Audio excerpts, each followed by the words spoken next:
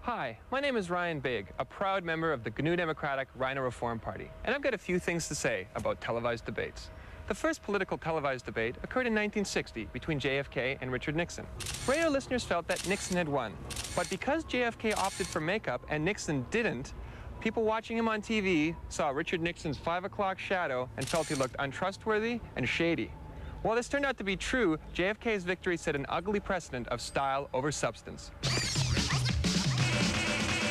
Television, the drug of a nation, breeding ignorance and feeding radiation. But besides making concise one-liners the order of the day, what purpose do these debates really serve? I mean, they exclude fringe parties like the Rhinos, while established parties like the Conservatives, who only have 2 seats, are allowed to spew tired rhetoric into the living rooms of the nation, trying to convince us to grant them the privilege of robbing us blind for another 4 years. We're not the most we would do.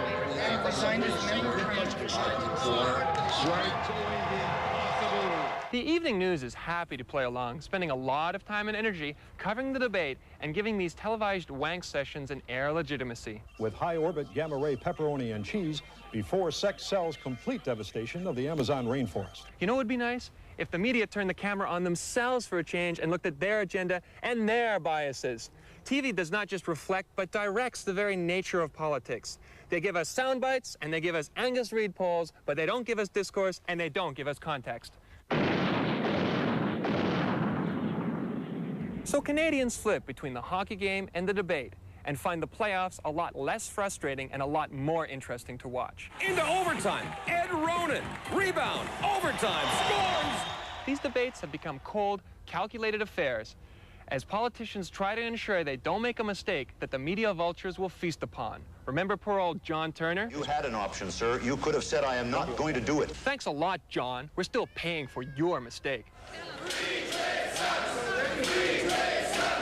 So while election expenditures continue to rise exponentially, voter turnout continues to drop substantially, and most Canadians would rather avoid the whole farce entirely than be forced to choose between the evil of 2 lessers.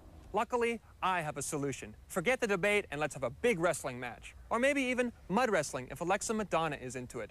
Forget Trudeau-mania, let's have WrestleMania and turn the barely disguised hostility between politicians into a battle royal.